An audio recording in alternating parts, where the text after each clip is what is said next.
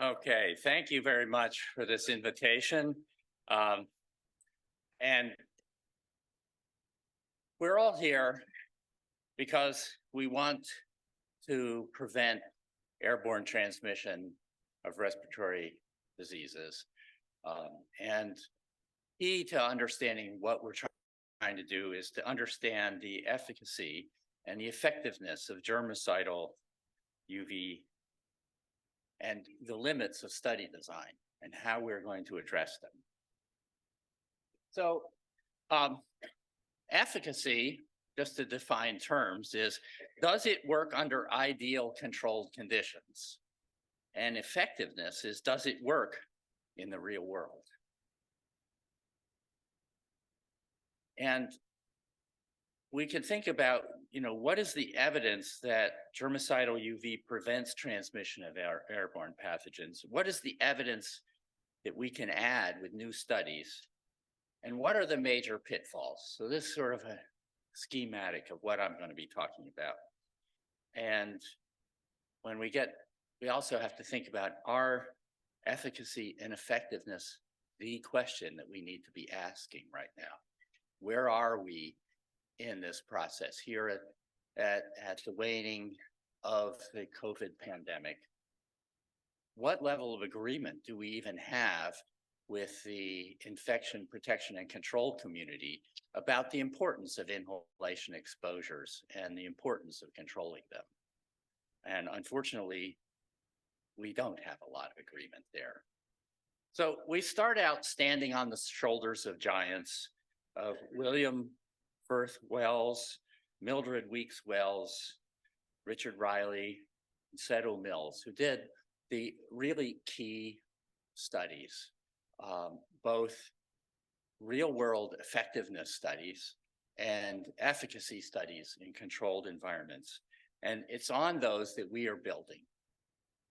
So we really need to turn to much of their work and understand what they knew, what Riley knew and Wells knew when they wrote their books, Wells 1955 and Riley O'Grady in 1961, which I recommend to you as a highly readable book as opposed to William Wells's book.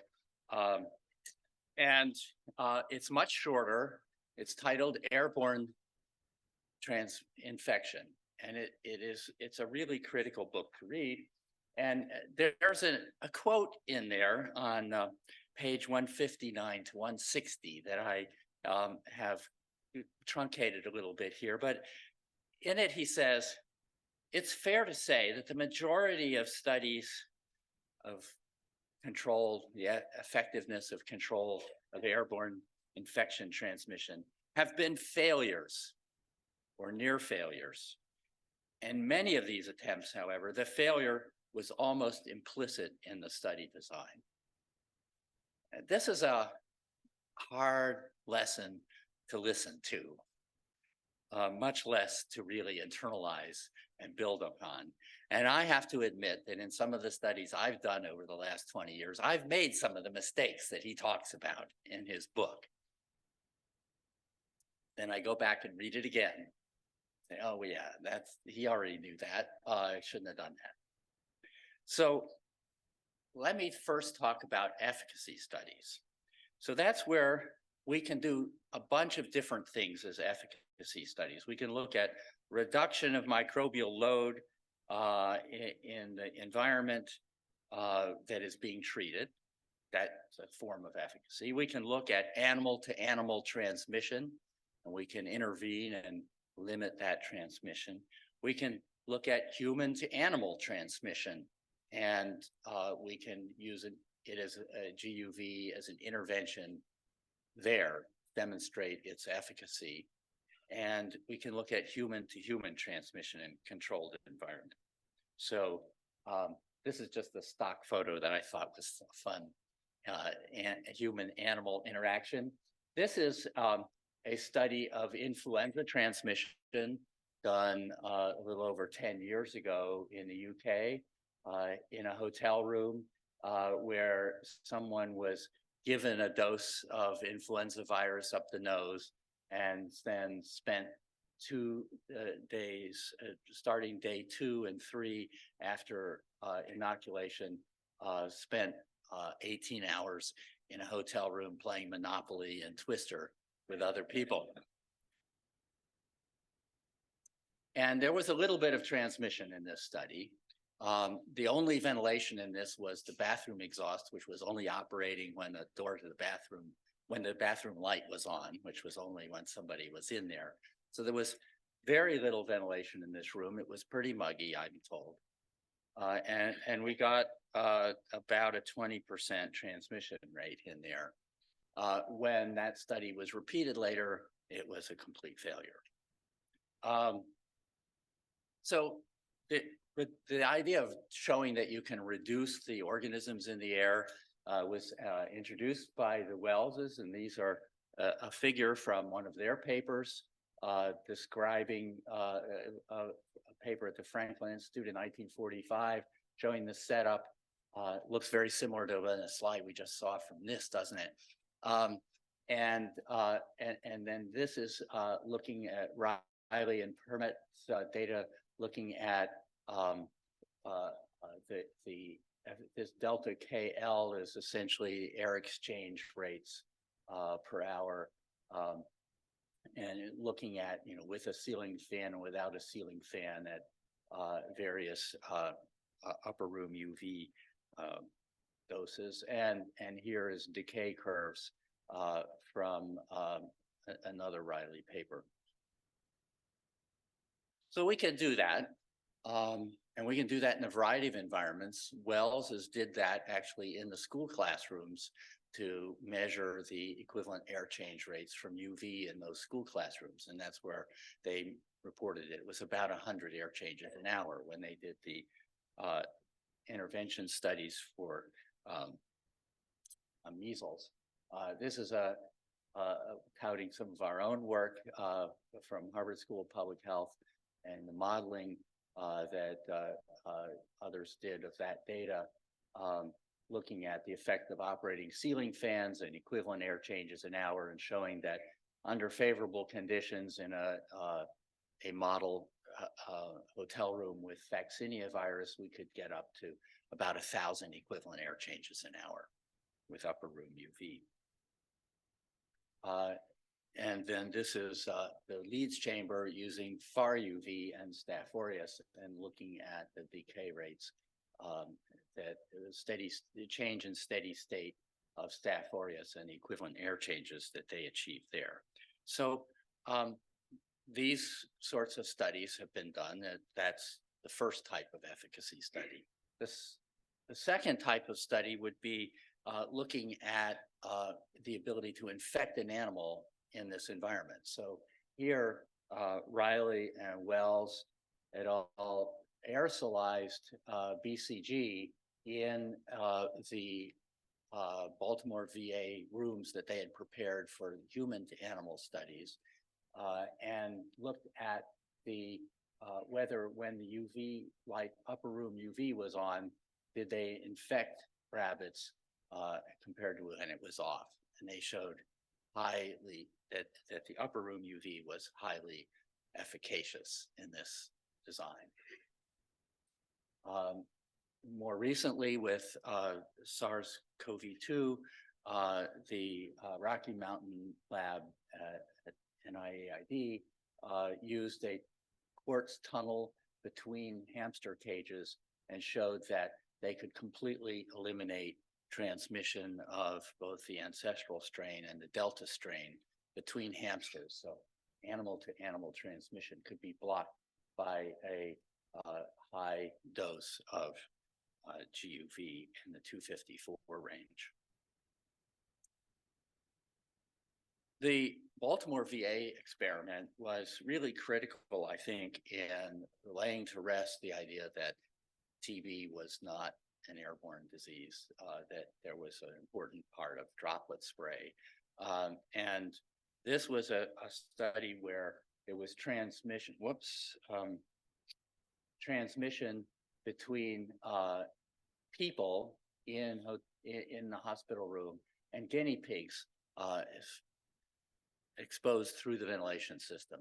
After extensive treatment of the rooms, including putting plastic seals over the windows and so forth, and balancing the ventilation system to make sure that air from this facility was going up to the guinea pigs and not being diluted and not escaping elsewhere. And then they used essentially an induct UV system to show that this was not coming from the technician or some other place, but that this was really transmitted from the patients in the rooms by irradiating the air going to another colony of guinea pigs on certain days, so that the same patients were exposing both sets of guinea pigs, but the UV prevented transmission. More recently, upper room UV was used in this paper in a study done in Peru. Kath Noakes here was part of this project, where they had upper room UV and guinea pigs in colonies on the roof, and they were able to show a significant reduction in transmission to the guinea pigs under this controlled condition. Another study led by Ed Nardell here used an airborne infection transmission unit in South Africa, where they had upper room UV and piped the air from this unit to guinea pigs, and again showed significant reduction, about 80% reduction of transmission from humans to guinea pigs. And so this is efficacy studies. This isn't out in the real world. This is in a very controlled environment. You can demonstrate that human to animal transmission can be stopped by or reduced significantly by upper room UV. I believe they more recently did a study where they showed that masks could also do this to some extent. And probably I don't know that you did combined masks and UV, but we would expect that they would have additive effects. This is more data from that study showing the intervention and control experiments 1 and 2, and the survival curve here showing that the intervention group had a much lower infection rate. So what about real world studies? The famous measles studies in the Germantown schools used upper room fixtures and suppressed transmission in the lower grades, where there were many more susceptible children than in the upper grades, where most of the kids had already had measles, and very successfully. But subsequent studies to try to reproduce this didn't have this numerical reduction in the total number of cases. And in particular, this looking at the Mexico schools and the Cato schools in the upstate New York showed that the total area under the curve is the same, but we flattened the curve. Now remember, flattening the curve at one point during the pandemic was the aim, wasn't it? But so it depends on what your metric for success here is. But people were looking to see the area under the curve reduced and not seeing that and saying, well, this isn't a success. And then there's the Westchester County study, which is perhaps the most ambitious UV intervention study ever undertaken. Mildred Wells and Hola did this where they put upper room UV into every place they could get it in Pleasantville, New York, and then followed the incidence of measles and chickenpox in Pleasantville and the neighboring town to the north of Mount Kisco. And Wells tracked back every case of measles and chickenpox and identified where she thought they had become infected. And they had apparently suppressed measles until the last month when they had a very, very humid, damp month coinciding with a measles outbreak. And the measles outbreak penetrated into and propagated in Pleasantville as well as Mount Kisco.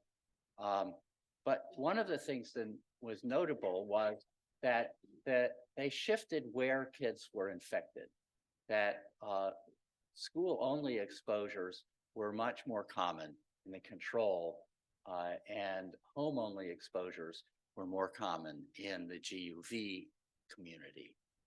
Chickenpox, on the other hand, they succeeded in suppressing total numbers, and they saw an even more dramatic shift in the location of where children were being infected.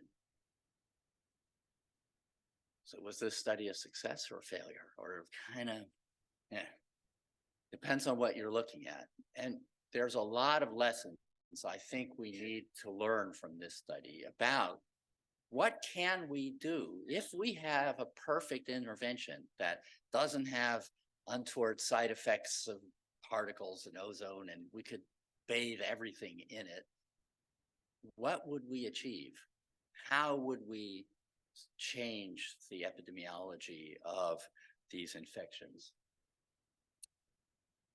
Another real world study, but in a way it's sort of an efficacy study, was the report by McLean, which only is really described in Riley and O'Grady's book and in a conference proceedings discussion, in the Livermore, California VA, where there was one building, building 62 of the Livermore VA, which was where new TB patients came to spend a few months while they were being treated before they were released to the rest of the hospital. And during the influenza pandemic, there was a significant reduction in the influenza attack rate based on serology of patients who were confined to this unit. They had the hospital staff moved back and forth. There was plenty of exposure being brought in by the staff, but the patients in this wing were protected. It's been argued, I've heard many infection control people say, oh, well, maybe the beds were farther apart in that wing. There was then an attempt to do the tuberculosis ultraviolet shelter study that Richard Vincent and Ed Nardell and others here were involved in. And it was another massive undertaking with 14 homeless shelters in 6 cities. During the course of the study, the TB rates declined. And so that, combined with probably outside of the shelter exposures, demonstrated that UV was safe. You could use upper room UV with no untoward effects reported about eye and skin irritation, but could not establish an effect. One of my ill-fated adventures in this area was, again, in building 62 of a VA hospital, but this one had 2 floors that were locked memory units, so that the patients had to be able to remember the combination to the door to get out, and so they are locked in. We installed hundreds of upper room UV devices in the hallways and in every room in each floor of this facility. And then over the course of 2 years, alternated which floor had sham UV and which had the actual UV fixtures. And meanwhile, the hospital decided they would stop testing people for influenza. So we tried collecting air samples, but we really couldn't get a good signal from that. Maybe you could do wastewater here, but since it's vertical floors in a building, and we never were able to really do good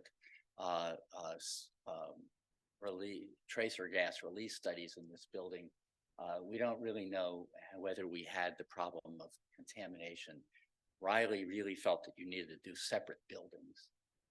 And there probably is some air movement between the floors. It's also complicated here. These narrow hallways had short path lengths because we had to shoot across the hallway because they were long enough that if you put a fixture down the other end of the hallway, you would get eye exposure. And in the bedrooms, you had lifts and curtains all mounted to the ceiling, making installation a nightmare. So what are the common flaws to these studies? Well, one is inadequate dosing. Riley pointed out that you must deploy the GUV at doses that significantly reduce exposure. And what we know now about respiratory infections is you really gonna have to go in there at doses that are gonna control super spreader events. Otherwise, you're not gonna see over the long term significant numerical reductions. The other problem is uncontrolled exposures of the intervention population. So if there's interaction among the intervention and unprotected control populations, you're going to bias to the null. Because if they're interacting outside of the controlled environment, you're going to reduce transmission. If the controls are coming into the controlled environment, you're going to reduce infection in that group potentially, and you bias to them all. Riley talks a lot in the book about something he called checkerboarding, which was the idea like you have one classroom that's intervention, the next classroom's a non-intervention. And he's pointing out that the air moves between these rooms and the kids go out in the hallway and they share other spaces. And so you get reduced exposure of the control group, you get increased exposure of the intervention group and the interaction among the groups that biases the study to the null. And then there's power issues, which is what got the TUS study, right? I mean, the attack rate dropped over the course of the study, so they no longer had power to measure the effect. Low attack rates, inadequate population sizes, and low rates of ascertainment of the outcome as when the hospital decided to stop testing for influenza. So what is the question we're trying to answer? We're confronted with very difficult study designs. These are really hard studies to do. They're expensive. Where should we be going? Well, the first thing is, what are the questions we're trying to answer? You know, are we trying to say, can UV reduce exposure to aerosols of agent X?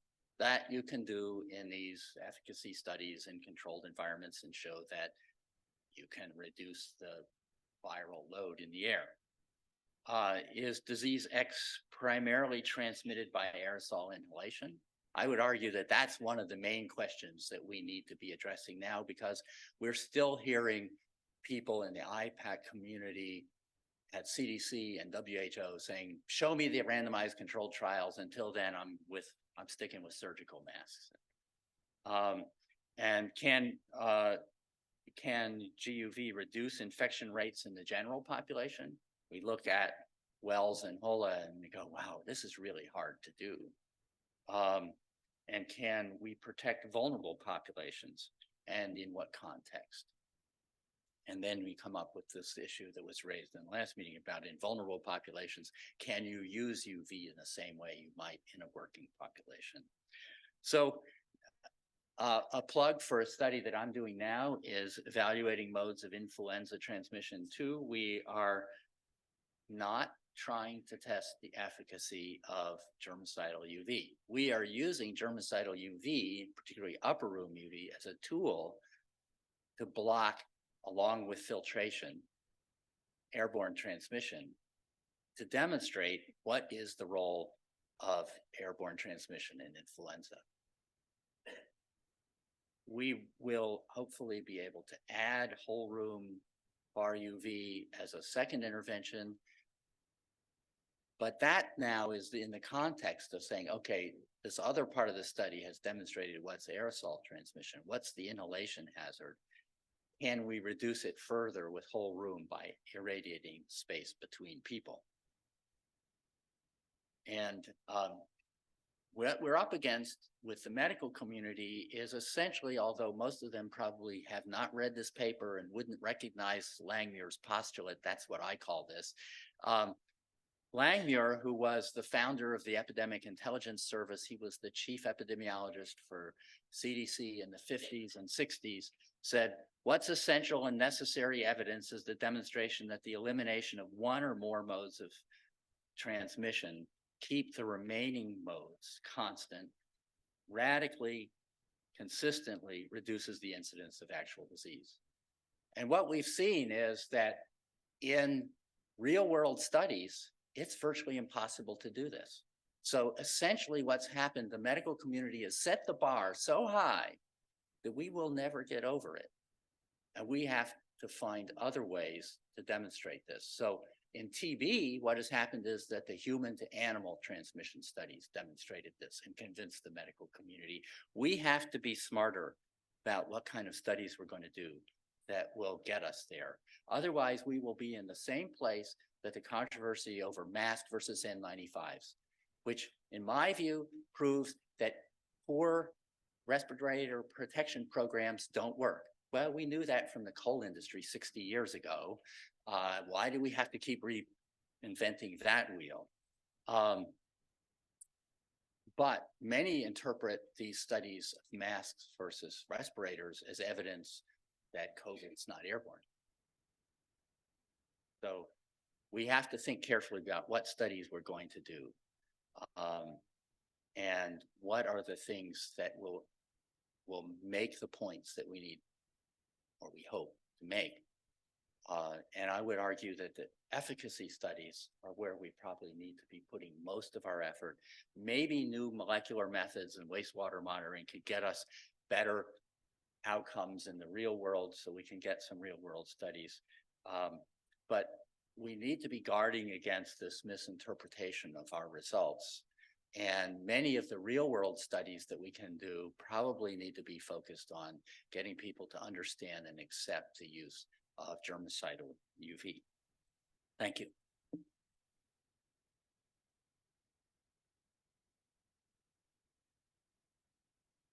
Thank you, Don. Excellent. He's right on time. We have time for maybe one or two questions. Does anybody have a question, comment?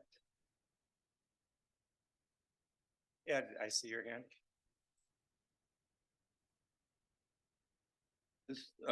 Don failed to mention that in the upstate New York study of schools of measles, that the kids were bused on went to school on buses where transmission occurred. So one of the overriding lessons, I think, of studying or trying to study real world transmission is to be sure that you know where transmission's occurring and put the intervention there.